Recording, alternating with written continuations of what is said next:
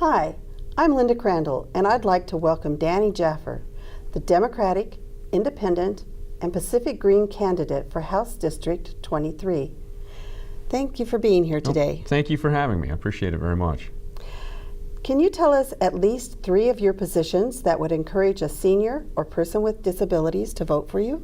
Well, sure. Number one, I believe very strongly in education, and I believe in career and technical education, and we need to prioritize that in a way that we are providing education in senior, disabled, elder care, and providing those skills to the younger people in the population who may be interested in that. And we also feel like my emphasis on health care is quite large. All Oregonians are entitled, in my opinion, to quality, affordable health care, and that helps take the burden off of everyone, including senior and disabled. And also, as a veteran, I'm very concerned about veterans care, and I think that that's a position I hold with a lot of feeling and desire to make sure that we're providing those sorts of the levels of care that our veterans have earned and deserve. Thank you for that. Oregon Project Independence is a program that's kept seniors and people with disabilities in their own home, and yet every year proposed funding for OPI is significantly cut. What will you do to ensure and protect funding for this cost-effective program? OPI is a great way to help keep seniors and disabled in their homes. I think that that's something we need to continue, and I would do everything I can to make sure that we continue funding that through the legislature.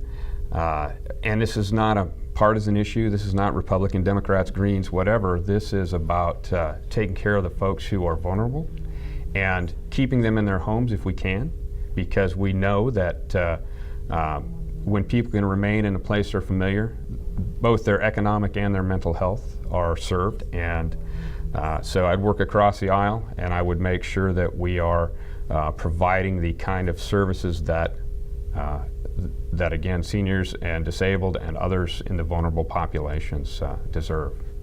Great.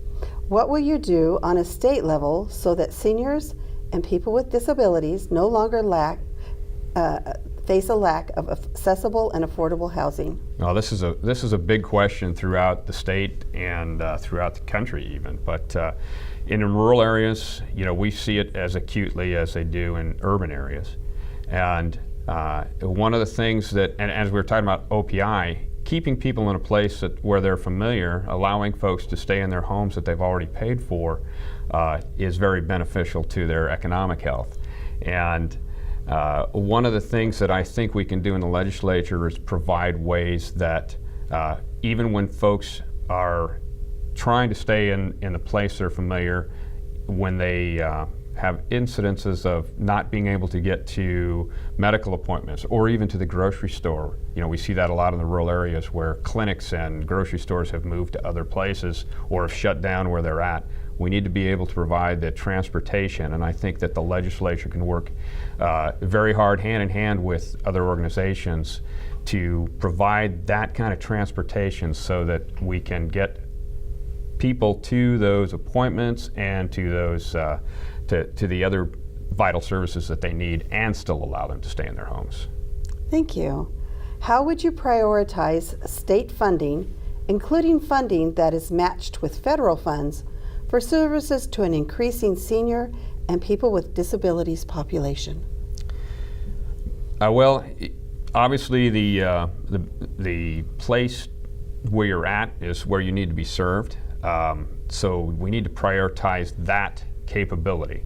There's the basic needs: shelter, nutrition, healthcare. So we need to make sure that those services are being provided, and we also need to make sure that they're accessible. So I believe that the legislature can make that a priority when we prioritize the most vulnerable amongst us, be it children, senior, disabled, elderly. Then we're doing our part as a moral society. How will your experience shape the work you will do on behalf of seniors and people with disabilities? Well, I spent nearly 25 years in the military, and one of the things I learned there, regardless of your rank, a lot of people have a lot of good ideas. And I believe that we need to keep our ears open, sometimes keep our mouths shut, and listen to what people have to say.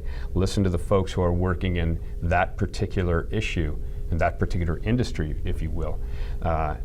Get the ideas that make sense, and don't turn a blind eye to those that you think might be coming from someone who may not be your ally, because at the end of the day, it's about providing the services that we as a state should be providing, and we as human beings should want to provide. Thank you for taking the time out of your busy schedule to share your viewpoints with us. Thank you. I appreciate it.